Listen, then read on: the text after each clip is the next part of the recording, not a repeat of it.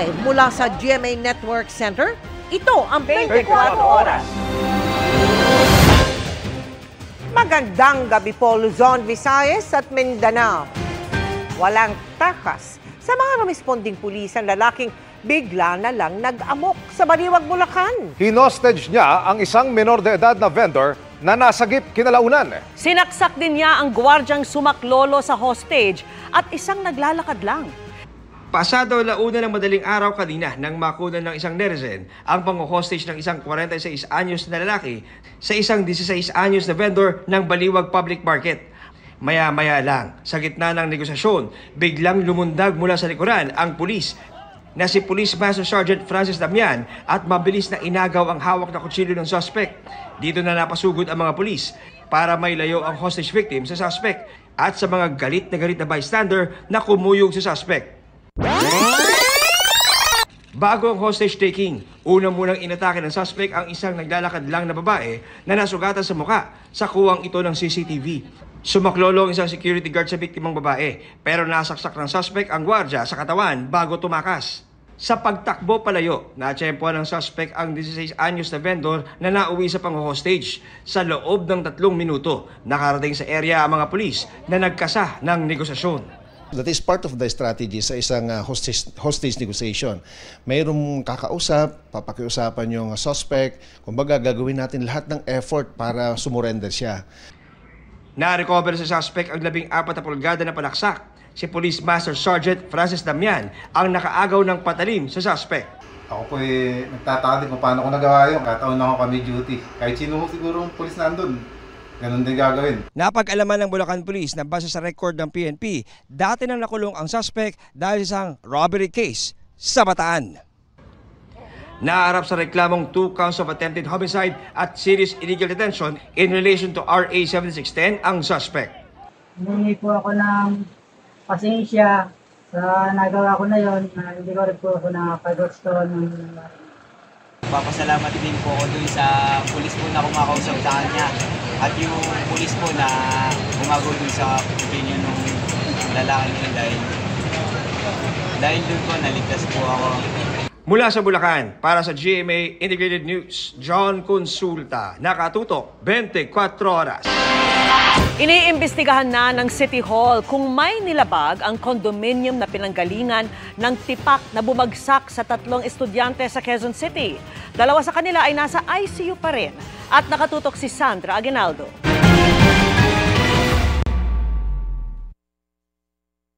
Naoperahan na pero critical pa rin ang kalagayan ni Carl Jayden Baldonado. Isa si Carl sa 3 estudyanteng nabagsakan ng konkretong bahagi ng Atherton Place Condominium sa panulukan ng Tomas Morato at Roses Avenue sa Quezon City. Nasa intensive care unit ngayon si Carl pero ang kanyang mga magulang hindi nawawalan ng pag-asa. Lagi namin siyang kinakausap talaga na lumaban. Kasi nakikita namin, ang gauge namin, lumalaban siya kaya kailangan lumaban din kami para sa kanya. Kasi sa amin siya kukuha ng lakas. Gusto ko lang din magpasalamat sa mga lahat ng tumutulong sa amin ngayon. Sa patuloy na pagdadasal niyo sa anak ko. Maraming salamat po. Bukod kay Carl, nasa ICU rin si Michael Sanchez na nabagsakan din sa ulo ng debris mula sa gusali. Ang kakambal niya na si Miguel nakauwi na sa bahay matapos namang masugatan sa braso. Ang Atherton Place Condominium, binisita ng Department of Building official ng Quezon City. Patuloy raw ang investigasyon sa posibleng paglabag sa building code ng may-ari ng gusali. Batay raw sa kanilang record, 1995 na bigyan ng building permit ang naturang gusali. 2022 naman daw nang lagyan ito ng antena na katabi lamang ng nahulog na debris. Maaring may naging epekto yung pagkabit ng antena kaya na-disturb siguro yung palitada. During yung antena kasi that was installed about 2022. Taon-taon naman daw iniinspeksyon ng gusali pero hindi raw structural ang problema ng gusali kundi architectural. Yung mga structural, titingnan namin yung mga column kung maayos pa yung mga biga. Meron din yung electrical components. Tinitingnan namin yung mga breakers nila kung hindi umiinit. So yun yung mga subject ng inspection. Pati mechanical, mga elevators, ini-inspection din namin. Unfortunately, ito kasi mga architectural to eh. So hindi kasama talaga sa inspection namin. Hindi rin daw nakapag-submit ng tao ng maintenance program ang pamunuan nito. Sinikap namin hinga ng panig ang Atherton pero walang humarap sa amin. Habang gumugulong ang investigasyon, rekomendasyon ng local government, Palitan na nila yung palitada nila. Tsaka in the meantime, maglagay sila ng canopy. Kasi nga nakita na natin na hindi na masyadong stable hiwalay na kaso pa kung sakali ang posibleng kaharapin ng pamunuan ng gusali mula sa pamilya ng 3 batang nabagsakan ng debris. Pero ayon sa kanilang mga pamilya, tinututukan muna nila ang kalagayan ng mga bata. Kailangan pa po namin ng patuloy pong panalangin. Para sa GMA Integrated News, Sandra Aguinaldo, Nakatutok, 24 Oras. Hindi pabor si presidential son at House Majority Leader Sandro Marcos na ang Kamara ang mag-imbestiga sa maanumalya umanong flood control projects, lalo't kabilang daw sa mga pinagdududahan ay mga mambabatas. Mungkahin na isang kongresista, magkaroon ng independent body sa investigasyon. Nakatutok si Mark Salazar. Magsasagawa ang Kamara ng investigasyon sa umano'y maanumalyang flood control projects na pinuna ni Pangulong Bongbong Marcos. Gagawin ito ng Tri-Committee, ang Public Accounts, Public Works at Good Government. Pero ang presidential son na si House Majority Leader Sandro Marcos, hindi pabor dito. What do you say about criticisms that the House doesn't have the credibility to conduct its own investigation into flood control projects? I actually agree. And why, sir? In what way, Majority? Why would a body investigate itself? Sabi nga ni Representative Marcos, kabilang sa mga pinaghihinalaan kasi ay mga mismong mambabatas. I think we shouldn't get ahead of ourselves. Although the House, I believe, should assist in being able to identify where the anomalies are, I think it will be primarily the prerogative of the executive to be able to identify where these anomalies lie, given the fact that, again, the accused, so to speak, is within the legislature. Dahil dito, sinabi ni Quezon Representative David Suarez na isang independent body ang mag-imbestiga. We need a third party to look into it because, mag-Congress kasi mag-imbestiga, sasabihin na we're investigating ourselves. So dapat talaga may third party na mag-imbestiga. Sir, are you open to a third party investigation of the House and its possible ties to contract? I don't see anything wrong with that. Kanina'y pinatawag ng House Committee on Public Accounts ang DPWH para magbigay linaw sa issue. Pero sinubukan silang pigilan ni Navotas Representative Toby Tiangco sa pagkwestiyon ng kanilang jurisdiction. Kasama tayo sa tinitingnan dito dahil wala namang magiging kalokohan dito kung hindi napondohan. At yung budget nang galing sa Kongreso. So Mr. Chair, gusto ko lang siguraduhin na talagang sinusunod natin ng stricto ang ating rules. Hindi po ba dapat ang committee na sumasakop dito ay yung good government and mas shoot siya doon? Yung pong Committee on Public Accounts principally is a committee assigned to the minority. Opo. And the minority would like to be very relevant on current issues. Okay. Kung hindi po nagpatawag ng meeting yung Committee on Good Government, kami po inunahan na namin. Sa pulong kanina, hindi pa napag-uusapan ang maanumalyang flood control projects at hinimay lang muna ang problema sa baha. Para sa GMA Integrated News, Mark Salazar, Nakatutok, 24 Oras. Babala po sa mga magulang, ingat kung kanino ipagkakatiwala ang inyong anak. Sa Quezon City, tinangay ng isang kasambahay ang alaga nitong bata at naningil ng 150,000 pisong ransom. Nakatutok si James Agustin. Yung bag niya, napayakap ng mahigpit sa kanyang ate habang umiiyak ang 3 taong gulang na batang babae. Matapos siyang mailigtas mula sa kasambahay na kumidnap umano sa kanya sa Quezon City. Ilang metro ang layo sa kanila. Inaresto ng pulisya ang 24 anyo sa babaeng kasambahay sa FPJ Avenue kung saan nangyari ang transaksyon. Sa imbestigasyon ng pulisya, linggo ng gabi nang isama ng kasambahay ang bata. Itong kasambahay na almost 2 years na naninilbihan doon sa ating complainant, nagpaalam na kukuha siya ng gamot sa adjacent house nila.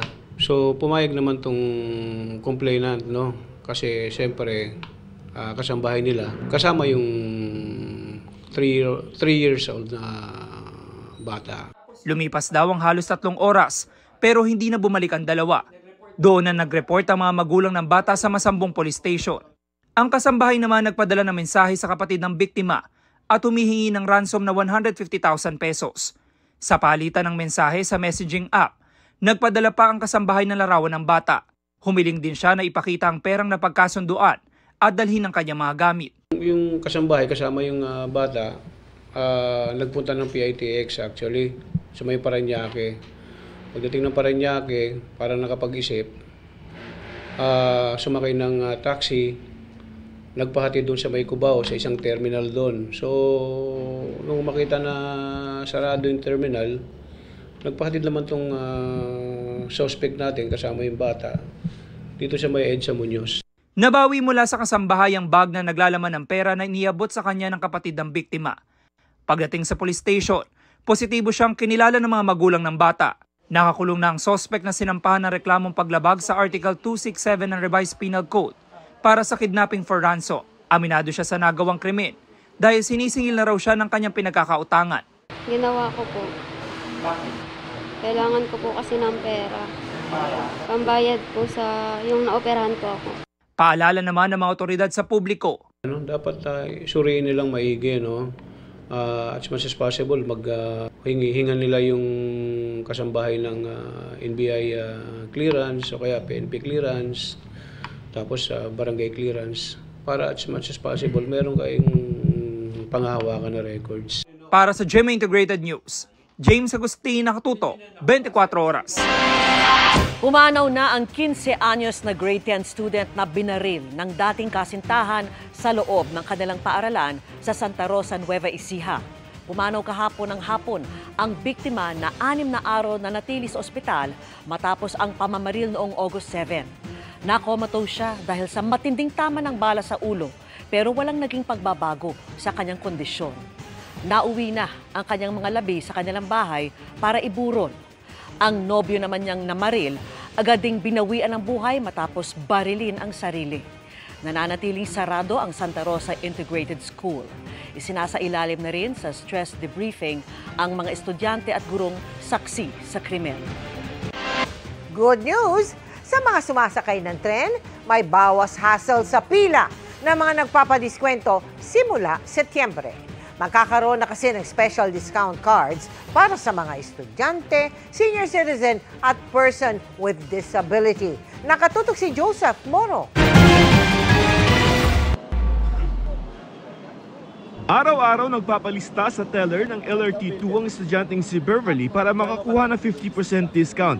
Di bali na raw na hassle sa pila lalo na pag rush hour dahil malaking tipid ang bawas pamasahe. Pinagtsatsagaan ko na lang po kasi sayang din naman po yung discount. 25 po talaga siya, but yung yung rate nandun ng discount is 13 na lang po. So parang jeep. Nakakatagal sa pila ang pagpapalista pa ng pangalan sa form sa teller. Kaya simula kahapon, sapat nang ipakita lamang ng mga estudyante ang kanilang ID. Estudyante valid. So tinitignan and then record na lang ng teller. Hindi na kailangan pa-fill-upan yung estudyante ng pangalan, ID number, signature, date na humahaba. Sa Setyembre, mas padadaliin pa yan. Ilulunsad ng DOTR ang mga special discount cards para sa mga estudyante, persons with disability at senior citizen. 1 beses lamang kailangan magparehistro sa kahit saang istasyon ng LRT Lines 1 at 2 at MRT 3. Right then and there, ipiprint ang iyong student beep card in every station. I-renew mo lang yan after every school year. Meaning, after 1 year, hindi nagagana ito. Sa mga senior citizen at PWD, sa mga estasyon din ng tren mag-a-apply at makukuha na rin agad ang card. Pag tap sa turnstile, otomatiko na may 50% discount ang pamasahe. Parang efficient po kasi hindi ko na po kailang pumila, luludan ko na lang po yung card. Magpapadabas na rin ang DOTR at ang kumpanyang AF Payment Incorporated na gumagawa ng beep cards ng tinatayang 300,000 na beep cards dahil sa mga reklamo ng mga pasahero nang wala silang mahagilap na cards. Ayon sa DOTR, marami nanguhoard daw ng cards at ibinibenta online. Nahahabulin daw nila. Kaatasan na rin ang mga online shopping platforms na isara ang mga illegal na nagbebenta ng beep cards sa mas mahal na presyo. Sa teller, hindi pwede. Kaya ang ginagawa nila, tinitira nila yung TBM. Ang problema, pag nahuli namin dito, kunyari sa Antipolo, lilipat. Kung di nila itigil yan, pati sila madadamay dito, pati sila kakasuhan natin. Isa pa sa gustong solusyonan ng DOTR, itong yung paghihintay ng mga pasahero pag nasa platform na sila. Aminado ang DOTR na luma na at kulang yung tren dito sa LRT Line 2. May 18 train ng LRT2 pero 8 rito hindi na umaandar kaya sa pribado na ng DOTR ang operasyon ng LRT2 sa susunod na taon. Mananatili pa rin naman ang mga discounts sa estudyante hanggang 2028 tulad ng inanunsyo dati at ang senior PW discount na required sa batas. Hanggat walang mga bagong trend, hindi tayo magtataas, pareho pa rin, pero kung magtataas man tayo, konting-konti lang. Para sa GMA Integrated News, Joseph Morong, nakatutok 24 oras. Binuntutan ng Chinese fighter jet at ni-radio challenge ng Chinese vessels ang eroplano ng Philippine Coast Guard na nagpapatrolya sa Baho de Masinloc. Wala ring takas sa Chinese Navy ang mga barko ng Amerika na namataan doon ng aming team. Nakatutok si Chino Gaston. Nagsagawa ang Philippine Coast Guard ng Maritime Domain Awareness Flight sa bandang Baho de Masinloc nang biglang lumitaw ang kulay gray na Chinese J-15 fighter jet na ito. Unang tumabi ang fighter jet sa PCG aircraft sa layong 500 feet na para bang inoobserbahan ito. Habang tayo papalapit ng Baho de Masinloc ay napansin natin ang pagdating nitong Chinese fighter jet na higit kumulang 20 minuto nang umaaligid at umapalikod sa patrol aircraft ng Philippine Coast Guard. Ito raw ang unang beses ngayong taon na gumamit ang China ng fighter jet para mag-intercept ng patrol aircraft ng PCG. Kalaunan, umalis din ang Chinese fighter jet. Hindi raw masabi ng PCG kung may kinalaman ang bagong taktika ng China sa nangyaring salpukan ng mga barko ng Chinese Navy at Coast Guard habang tinataboy ang BRP Suluan sa Baho de Masinloc noong Lunes. I don't want to speculate that this is a response of what had happened last Monday. But one thing is clear, no? Every time we conduct an MDA flight over BDM, they're also harassing and endangering the safety of the Coast Guard aircraft. Ilang beses nakaranas ng radio challenge mula sa Chinese vessels ang PCG patrol aircraft na ang misyon ay magpatrolya sa BDM at hanapin ang nasirang CCG-3104. Hindi na namadaan sa lugar ang nasirang barko maging ang nakabangga nitong PL-8 Navy Warship 164. Pero nakita naman namin roon ang dalawang barko ng Amerika, ang US Littoral Combat Ship na USS Cincinnati at Arleigh Burke-class US Destroyer na USS Higgins na binubuntutan ng dalawang barko ng Chinese Navy. Maging ang mga Amerikano nire-radio challenge ng mga Chino. Sa isang pahayag, sabi ng Southern Theater Command ng China, tinaboy daw nila ang mga barko ng Amerika na wala raw paalam na pumasok sa lugar. Sa ginawang ito ng Amerika, nalabag daw ang kanilang soberanya at seguridad at pinahina raw ang kapayapaan sa South China Sea. Tugon ng United States 7th Fleet, hindi totoo na itinaboy ang kanilang barko ng China. Naroon daw ang kanilang mga barko sa isang Freedom of Navigation operation alinsunod sa international law. Dinidepensahan daw ng Estados Unidos ang kanilang karapatan na lumipad, maglayag at mag-operate sa anumang pinahihintulutan ng batas, bagay na hindi umano mapipigilan anumang sabihin ng China. Kalaunan, nilisan rin umano ng USS Higgins ang bahagi ng South China Sea na labis umanong inaangkin. Dagdag pa ng US 7th Fleet, araw-araw ang kanilang operasyon sa South China Sea at may koordinasyon sa mga kaalyado na may katulad na panindigan na isang malaya at bukas na Indo-Pacific region. Sabi naman ng Philippine Coast Guard, the Philippine government is supportive of the freedom of navigation. We need to make sure that all of our deployments, whether you are People's Republic of China or members of the like-minded states, your behavior and operation in the South China Sea or any other parts of the world should always be guided. Para sa GMA Integrated News, Chino Gaston, nakatutok, 24 oras.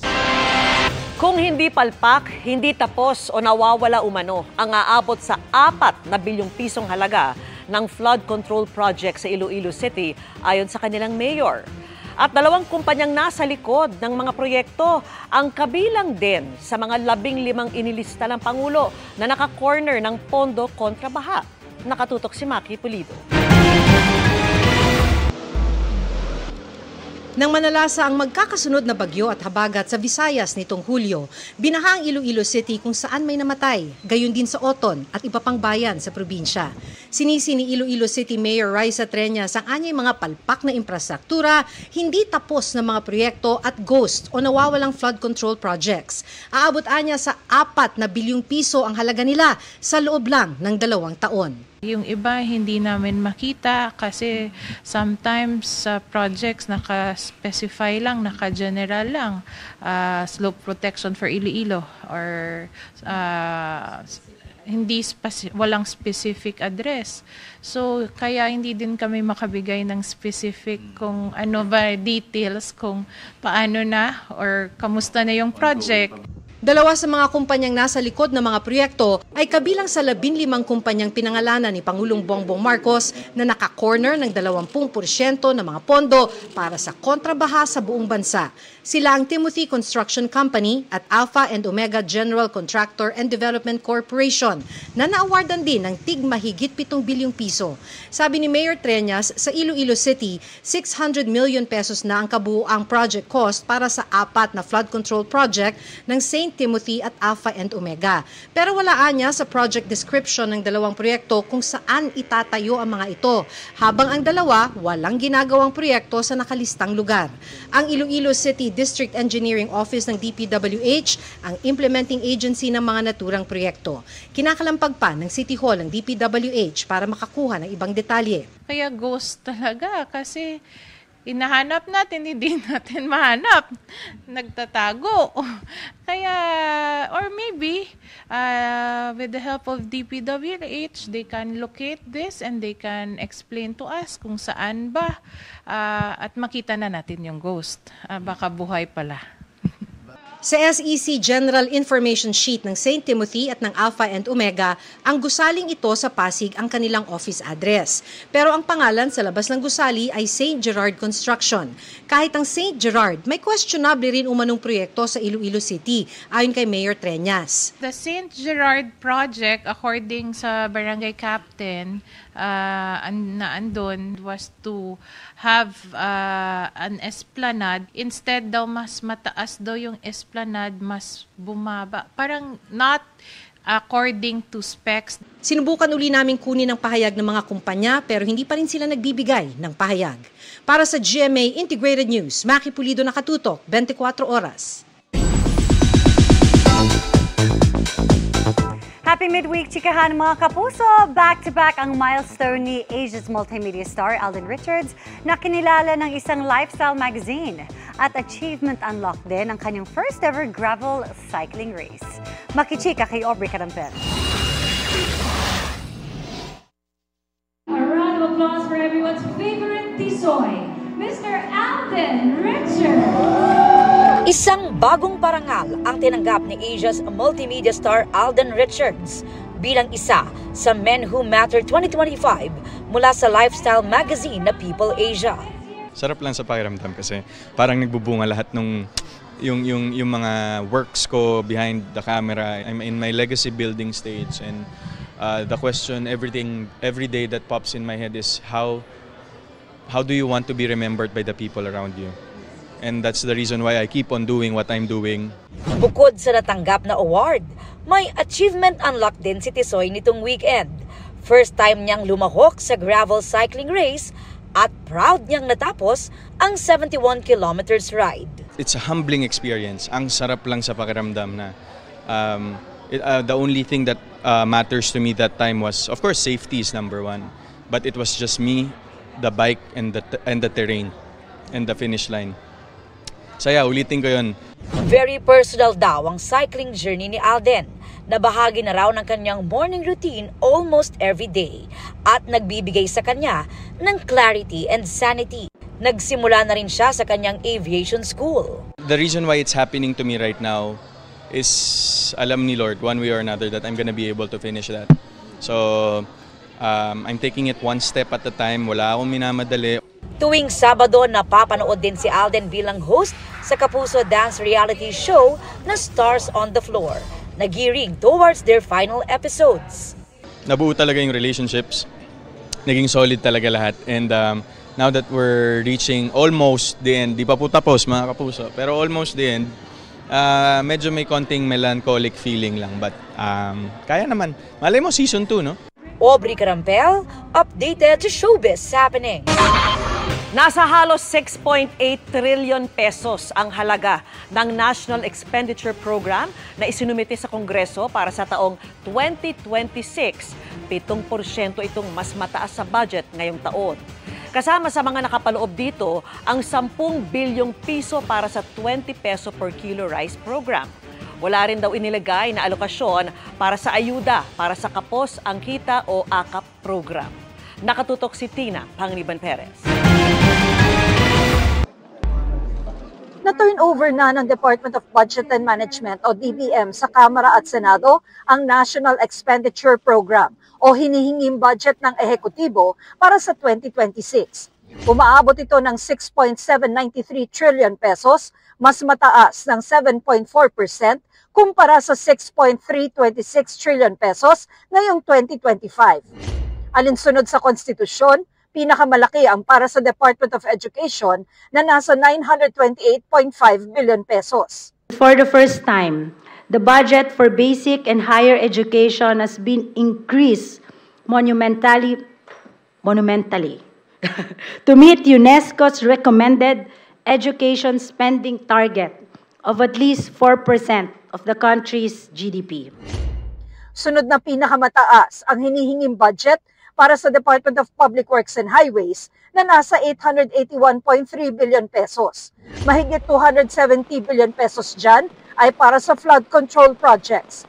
Hiwalay pa ang mahigit 2 billion pesos para naman sa flood control projects ng MMDA. 320 billion pesos naman ang hinihingi para sa Department of Health, kasama na rito ang para sa PhilHealth. Halos 300 billion pesos naman ang hinihinging pondo para sa Department of National Defense. Sa mahigit 10 billion pesos naman na hinihinging confidential at intelligence funds, pinakamalaki ang mahigit 4 na bilyong piso para sa Office of the President. Ito po ay bumaba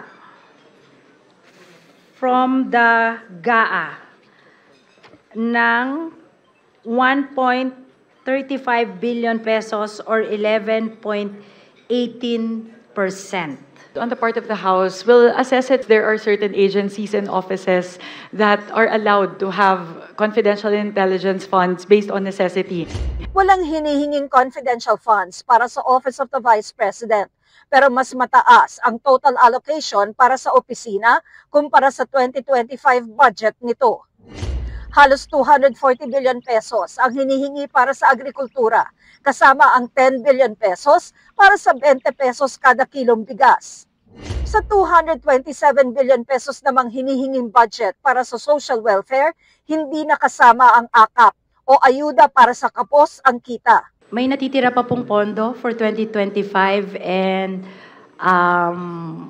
like I mentioned a while ago, we receive a total of 10 trillion pesos na proposal from agencies. And given our limited fiscal space, hindi pa po muna natin siya sinama. We will open the bicameral conference committee on the budget to the public and to the media. Habang nagkakaroon ng budget briefing, magkakaroon rin tayo ng tawag ko dito hearing with budget experts and civil society organizations. Pwede silang mag-suggest, no? Para may sapat na panahong suriin ang budget, inurong ang pag-adjourn ng Kongreso mula October 3 patungong October 10. At kasunod ng utos ng Pangulo na huwag nang baguhin ang hinihinging budget ng ehekutibo. That is a mutation of the NEP or that is become too far off from the NEP. As Majority Leader, I won't allow that to happen. In the coming weeks, we will review every page of the net expenditure program guided by one question. Makakabuti ba ito sa ating mga kababayan? Nanawagan na rin ng Pangulo na madaliin ang pagpasa sa panukalang budget. Para sa GMA Integrated News, Tina Panganiban Perez, nakatutok, 24 oras.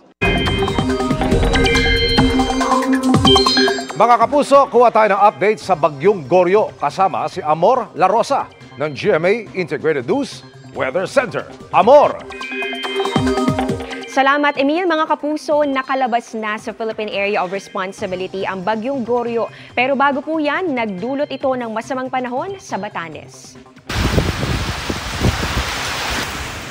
Ramdamang malakas na hangin na may kasamang pag-ulan sa Batanes kaninang umaga. Naglalakihan din po ang mga alon na posibleng magpatuloy sa mga susunod na oras lalo't may nakataas pa rin na gale warning ang Pag-asa. Ibig sabihin po niyan, babala po yan sa malalaking alon. Sa bayan naman ng Uyugan, nabalot ng putik at mga bato ang ilang kalsada matapos gumuho ang bahagi ng bundok. Ayon po sa Pag-asa, naglandfall ang Bagyong Goryo. Dito po yan sa may southeastern portion ng Taiwan. Kanina po yung alauna ng hapon. At dahil malapit po sa Taiwan itong Batanes, yan po yung dahilan kung bakit po naranasan dyan yung masamang panahon kanina. At alas 4 po ng hapon, tuluyan na po yan nakalabas sa Philippine Area of Responsibility. Kaya inalis na rin po ng Pag-asa ang wind signal sa anumang bahagi po ng Pilipinas. Huling namataan ang sentro nitong Bagyong Goryo. Dyan po yan sa 325 kilometers northwest ng Itbayat, Batanes. Taglay po nito ang lakas ng hangin nga abot sa 140 kilometers per hour at yung pagbugso po niya nasa 230 kilometers per hour. Kumikilos po ito pa west-northwest sa bilis na 25 kilometers per hour. Ayon po sa Pag-asa, sunod po na tinutumbok nitong Bagyong Goryo. Ito pong bahagi po ng China kung saan po yan posibleng humina dahil po sa interaksyon sa kalupaan. So wala na po ito gaano makukuhang moisture dyan po sa mainland China.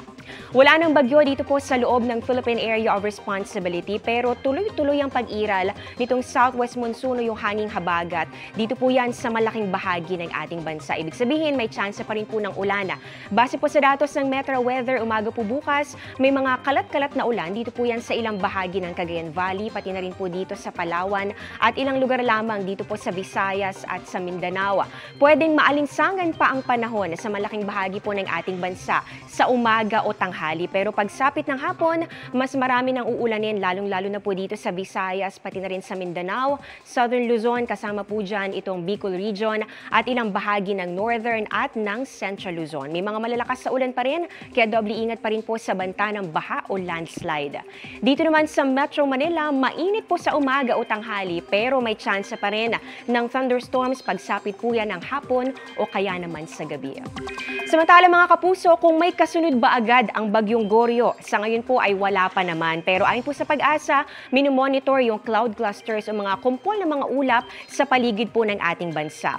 May dalawang panibagong sama ng panahon na posible pong mabuo sa mga susunod na araw. Isa po dito sa may silangan at isa din dito sa kanluran po ng ating bansa. Kaya patuloy pong tumutok sa updates. Yan muna ang latest sa lagay ng ating panahon. Ako po si Amor La Rosa para sa GMA Integrated News Weather Center. Maasahan anuman ang panahon. Something new and challenging para sa cast ng upcoming GMA series na My Sister's Game. Tatalakayin nito ang issue ng mental health. Kaya ang cast kinailangan mag-research para sa kanilang roles. Makichika kay Nelson Canlas. Breaking borders ang inaabangang kapuso primetime series na My Sister's Game. Tatalakayin kasi sa serye ang ilang issues sa mental health. Bibida rito ang magkasintahang sina Derek Monasterio at El Villanueva, kasama si Ashley Ortega. I really have to do some research about it. Kasi yung character ko si Angel, siya talaga like, she's mentally ill. Kailangan kong alagaan kung paano ko gagawin yun para mabigyan rin ng justice yung role. Lalabas din sa kanilang comfort zones, sina Derek at El. Medyo challenging siya sa part na meron kaming kids because wala pa kaming kids talaga in real life. But I think with Derek, that's pretty easy. What's good about us is if we're working, meron kaming feedback sa isa't isa. And important yun sa amin kasi doon namin na-i-improve yung character namin, sarili namin. Makakasama din nila sa My Sister's Game sina Pinky Amador, Ricardo Cepeda, Althea Ablan at Thea Tolentino. Lawyer ako dito.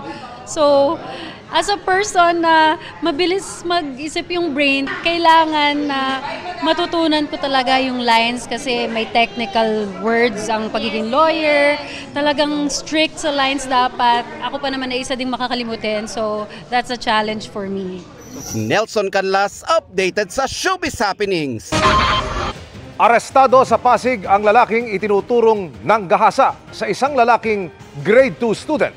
Tunghayan sa aking eksklusibong pagtutok. Dinakip ng Pasig Police ang 39 anyos na lalaking ito makaraang ireklamo ng panggagakasa. Ang biktima ayon sa pulisya, isang lalaking grade 2 student. Itong suspect natin ay niyaya itong victim natin na kakain sa isang fast food chain. So habang kumakain sila, inuwi itong suspect natin, itong biktima dinala sa bahay. Sa reklamong nakarating sa mga otoridad, kakalabas lang ng eskwelahan at naglalakad na pauwi ang biktima nang maispatan daw ito ng suspect. Hindi sila magka-ano-ano, wala silang whatsoever na relationship. So nakita lang itong suspect, itong biktima, at nakursunadahan niya. Rape na may kinalaman sa child abuse ang kinakaharap ng suspect. Reklamong kanyang itinatanggi. Hindi po totoo yun na nag-asa po ako. Ang sa akin lang po makatulungan yung bata na makaumuwi sa kanila. Isang tanong, pinagsamantalahan mo ba? Hindi po, medical na lang po magbigay sa akin ng hustisya ko tulad po pinagsamantalahan ko yung bata. Nakakulong na ngayon ang suspect sa Pasig Police Custodial Headquarters. Para sa GMA Integrated News, Emil Sumangil, nakatutok 24 oras. Pinalitan si Senador Robin Padilla bilang chairman ng Senate Committee on Constitutional Amendments and Revision of Codes. Si Senador Kiko Pangilinan ang humalili kay Padilla. Walang tumutol sa motion kahapon ni Deputy Majority Leader J.V. Ejercito na i-elect sa posisyon si Pangilinan. Kaya inaprubahan ito ni Senate President Pro Tempore Jinggoy Estrada. Tinanggap naman ni Pangilinan ang pagiging chairman ng komite. Sabay pangakong babantayan ang democratic ideals na nakalagay sa konstitusyon. Si Pangilinan ay isang abogado na dati nang naging chairman ng naturang komite na nangangasiwa sa anumang may kinalaman sa pag-amyenda sa konstitusyon. Tumanggi namang magbigay ng pahayag si Padilla na chairman ng Committee on Cultural Communities and Muslim Affairs, pati ng Committee on Public Information and Mass Media. Umpisa na ng crackdown laban sa sigarilyong tuklaw na nagdulot ng pangingisay sa ilang humithit. Aarestuhin at kakasuhan ang mga mahuhuling gumagamit o nagbebenta niyan. At nakatutok si Marisol Abduraman. Ilang araw matapos mag-viral ang mga nangyari sa ilang pinahithit at humithit ng sigarilyong tuklaw, binanggit ng Philippine Drug Enforcement Agency PDEA na nagsimula na ang crackdown nito laban sa sigarilyo. Ang mga tuklaw na sinuri ng PDEA mula Palawan at Quezon City may halo umano. Positive sila ng synthetic cannabinoid. That is considered a dangerous drug. So, ibig sabihin, pwede na kayo manghuli? Yes, yes. Kaya aarestuhin at kakasuhan na ang sino mang mahuhuling meron nito. Because it is the dangerous drugs, and the same is within the provisions of Republic Act 9165, yung ating ating dangerous drugs law. Yan, pag nagbenta ka, you will be charged for selling, and pag gumamit ka, then you will be charged for use. Nakatuon din ang PDEA sa investigasyon kung saan galing ang tuklaw. Bagaman base sa kanilang impormasyon, galing ito sa ibang bansa. Para bang kung turista ka, kung gusto mong magkaroon ng remembrance, then pwede. You try it, then it's free. Pero tapos inaengganyo pa nila as a souvenir, then yun na siguro nakikita namin na magiging source. Kaya meron dito sa Pilipinas. Aminado ang PDEA na hamon sa kanilang pagtukoy sa source ng sigarilyo na may synthetic cannabinoid o kung saan hinahaluan ng kemikal ang nasabing yosi. Walang source ng cannabis, synthetic cannabinoid dito. Maybe sa labas. Doon yung nila, hinaluan nila, then nakapasok. It is a new drug, synthetic pa naman ito, kaya minsan nahihirapan na i-detect. Bagaman meron na silang teorya matapos may mahuling mga synthetic cannabinoid sa Clark kamakailan. Sa pulong kanina ng House Committee on Dangerous Drugs, ilang kongresista ang nagpahayag ng pangamba sa tuklaw. Patuloy ang investigasyon at koordinasyon ng ahensya sa iba pang law enforcement agency para mapigil ang pagkalat ng tuklaw. Para sa GMA Integrated News, Marisol Abduraman, nakatuto 24 oras. Pinasinayaan kanina ni Pangulong Bongbong Marcos ang mas moderno ng Iloilo Fishport Complex sa Iloilo City. Ang proyektong nagkakalaga ng mahigit 885 million pesos. Inaasahang makatutulong sa mga mangingisda sa Western Visayas. Mahigit 1,000 solar panel modules ang ikinabit para sa supply ng kuryente sa mga fasilidad ng bagong gawang fishport. Ipinamahagi rin ang mahigit 37 milyong pisong halaga ng tulong sa mga farmer at fisherfolk association. Kabilang po sa kanilang natanggap ang mga makinarya, traktora, iba pang kagamitan sa pagsasaka at mga fiberglass na bangka. Talyer ang pronta pero bagsakan pala ng mga umano'y nakaw na sasakyan. Yan po ang nabistong modus ng 4 na umano'y carnapper na nasa kote sa Batangas. Kung paano sila natuntun, tinutukan ni John Consulta, exclusive. Sa hot pursuit operation ng Santo Tomas, Batangas Police, natuntun gamit ang kanilang aerial drone ang hinahanap na ninakaw umanong FB van na nakakubli sa gitna ng matataas na damo. Ayon sa mga pulis, nasa likod ng talyer ng mga suspect ang katayan umano ng mga nakaw na sasakyan. With the use of that drone, in-score natin yung area. And that led to the discovery nung isang area kung saan nila chinachap-chap itong mga carnap vehicles na ito.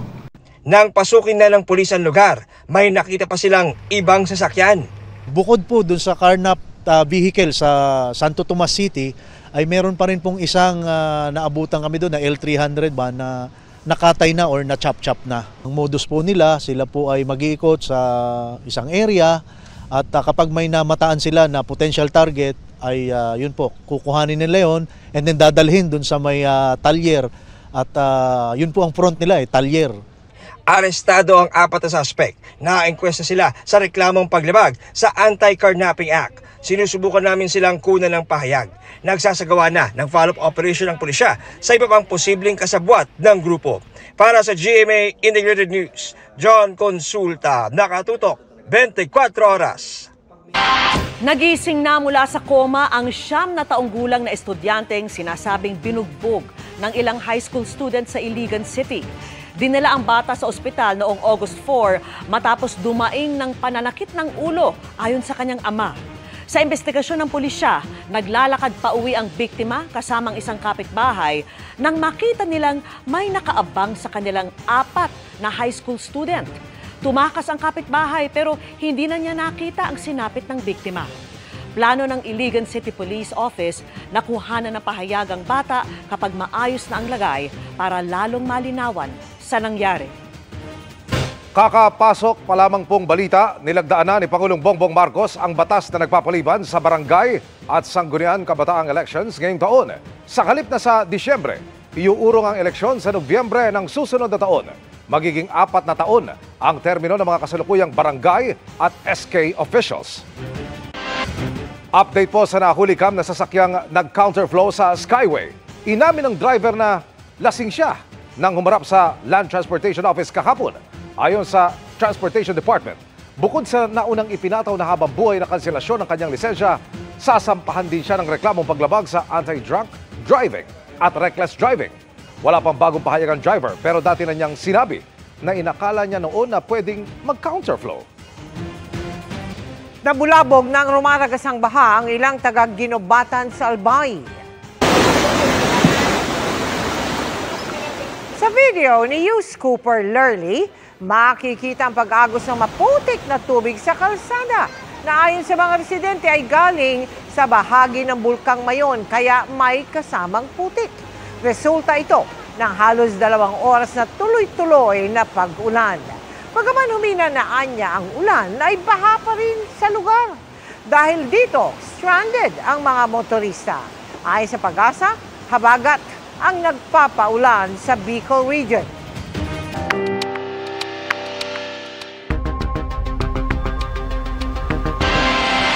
May May mga nawawala umanong affidavit ng mga testigo laban kay missing Sabongeros whistleblower Julie Dondon Patidongan. Ayon po yan kay Attorney Bernard Vitriolo, abogado ng isa sa mga isinasangkot na pulis sa kaso. Ayon kay Vitriolo, 12 testigo na mga dating tauhan umano ni Patidongan ang nagpunta sa PNP Criminal Investigation and Detection Group noong nakaraang buwan para magsumite ng affidavit. Dito ay tinuro umano nila si Patidongan at kanyang mga kapatid bilang nasa likod ng pagdukot sa mga sabongero. Pero wala umano ang mga affidavit sa case folder ng Department of Justice. Sabi naman ng CIDG, may natanggap na nga silang mga prepared affidavit pero hindi umano dumaan sa proseso ang mga ito kaya hindi sila isinumite sa DOJ. Punto naman ni DOJ spokesperson Nico Clavano, kahit matanggap nito ang mga affidavit ay hindi sila bibigyan ng timbang dahil gawa ang mga yon ng defense team sa kaso. Arestado ang 2 lalaking nahulikam na ng hold up ng isang resort sa Cavite. Ginahasa rin umano nila ang kahera ng resort. Nakatutok si Marie Zumali. Exclusive. Madaling araw nitong August 5, dumating sa isang resort sa 13 Martires, Cavite, sakay na motorsiklo ang isang lalaki naka-jacket at isang lalaki nakaputi. Kita rin sa CCTV ang sabay nilang pagpasok sa establishmento. Ayon sa 13 Martires Police, nagdeklara sila ng hold-up. Itong mga suspect natin ay nagpanggap ng mga customer at ilang sandali ay nag-declare ito ng hold-up. At ginapos itong witness nating lalaki, pinosas, pinadapa, nilagay sa isang silid doon. Halos 3,000 piso ang tinangay ng mga suspect mula sa kaha. Nag-ikot din sila at tumangay umano ng 2 cellphone, welding machine, grinder at electric drill. Pero di pa nakontento ang mga suspect. Itong isang karera nating babae, pero siya pinasok sa isang yung kitchen area. Doon ay pinagsamantalaan, pero siya ginahasa ng 2 nating suspect. Pagtapos nito, tumakas ang mga suspect. Bit-bit ang kanilang mga ninakaw. Nang i-report ang insidente sa mga pulis, agad sila nagsagawa ng backtracking. Natunton at naaresto ang mga suspect na positibong kinilala ng babaeng biktima. Nakuha sa kanila ang isang baril, magazine at mga bala. Bago ang pang-hold up ay nahulikam din ang pagtangay naman ng mga suspect sa isang pulang helmet mula sa parking lot ng isang fast food chain sa Tanza, Cavite. Nasa kustudiya na ng mga pulis ang mga suspect na sinampahan ng kasong robbery with rape at illegal possession of firearms. Tumanggi silang magbigay ng pahayag. Para sa GMA Integrated News, Mariz Umali, nakatutok, 24 oras. Labis na ikinabahala ng ilang bansa ang salpukan ng 2 barko ng China habang itinataboy ang barko ng Pilipinas sa Baho de Masinloc nitong Lunes. Kinondena ng Amerika at tinawag itong reckless action ang ginawa ng China sa BRP Suluan.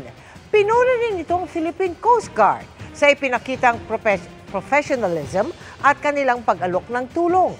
Lubos ding nabahala ang Japan sa sinabi nitong delikadong aksyon ng China na naglagay sa panganib sa barko at mga tripulante nito. Itinataguyod daw nila ang pagsunod sa batas at tutol sila sa anumang hakbang na magpapataas ng tensyon. Sabi naman ng Australia, mapanganib at unprofessional ang ginawa ng China. Iginit nitong kailangang mapahupa ang tensyon at respetuhin ang international law, lalo na ang UNCLOS. Nababahala rin ng New Zealand sa nangyari, sabay nanawagan sa mapayapang pagresolba ng mga alitan sa dagat alinsunod sa UNCLOS. Nostalgic para sa mga batang 90s ang reunion ng iconic na barkada na TGIS sa special episode ng Family Feud. At kabilang sa sumali si Kim De Los Santos na naunang may ni-reveal tungkol sa kanya, kay Ding Dong Dantes at kay Antoinette Toss. Makichika kay Nelson Canlas. Pansamantala munang iniwan ng dating aktres na si Kim De Los Santos ang buhay sa Amerika, kung saan siya nagtatrabaho bilang nurse para dumalo sa memorial service ng kanyang first boyfriend at yumaong TGIS member na si Red Sternberg kamakailan. Reunion mode rin siya para sa mga dating nakatrabaho.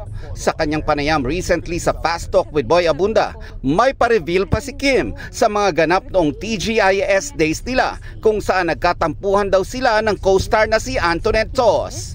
Parehas kaming gusto nung time na yun siguro, kaya lagi kami nagtatalo. Oh, okay. Siya yung lalaking gusto ko before, ding-dong.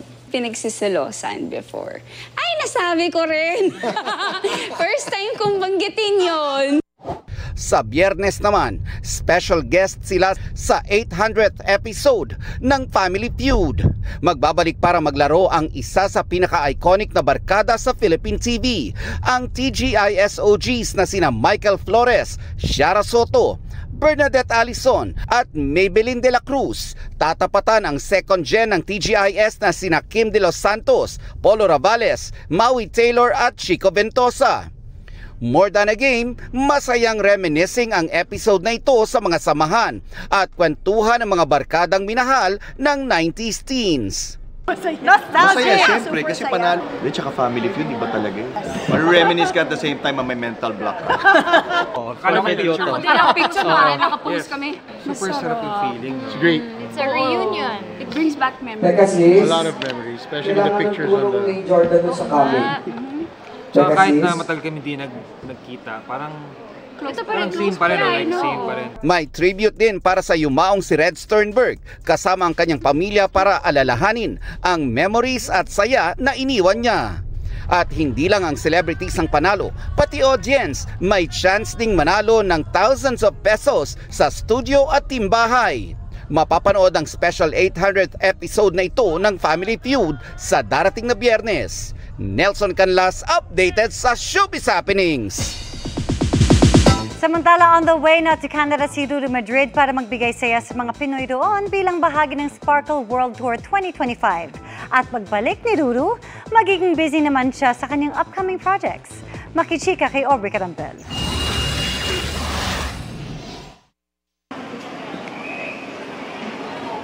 Off to Canada, si Kapuso primetime action hero Ruru Madrid para sa Sparkle World Tour 2025. Looking forward na raw si Ruru na magpasaya muli ng Global Pinoys, lalo't makakasama niya sina comedy concert queen Ai de las Alas at beauty empire star Kailin Alcantara.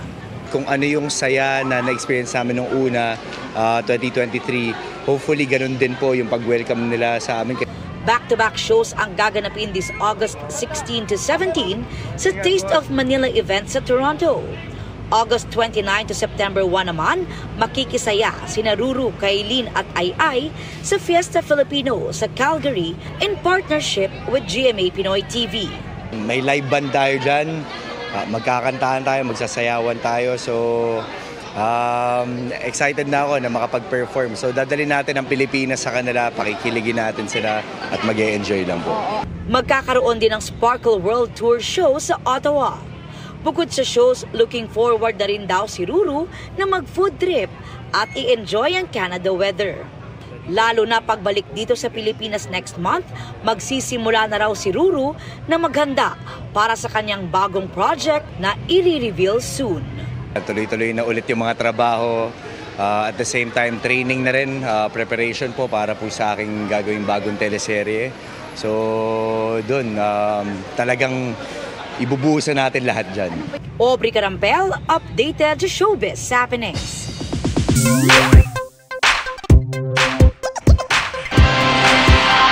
Usapang reunion ulit tayo, Emil Vicky.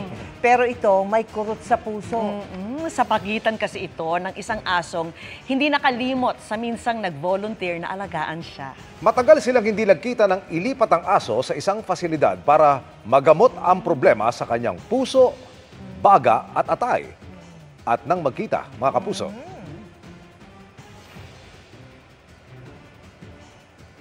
Yan natin kung may kilala ka.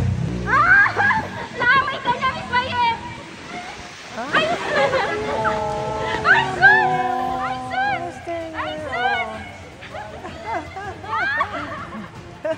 Nangyari yan nang magaling na ang asong si Lolo Senior at dalhin sa isang adoption event.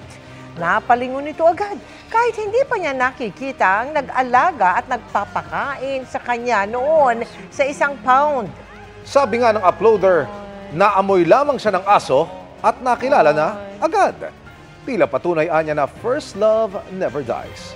Parang kanta lamang, lalo na para sa isang asong paulit-ulit na inabandona sa kalsada. Pero kung pagmamahal ng pamilya ang pag-uusapan, tila full of love to give itong si Lolo Senior.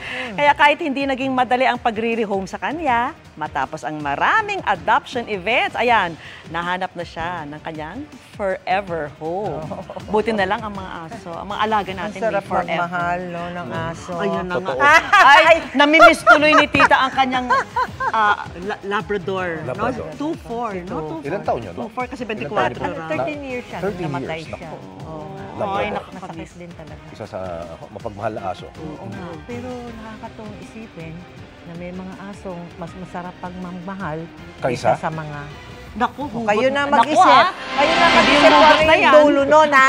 At yan ang mga balita ngayong Miyerkules. Ako po si Mel Tiangco. Ako naman po si Vicky Morales para sa mas malaking misyon. Nabitin ako. Para sa mas malawak na paglilingkod sa bayan, ako po si Emil Sumangil. Mula sa GMA Integrated News, ang News Authority ng Pilipino, nakatuto kami 24 oras.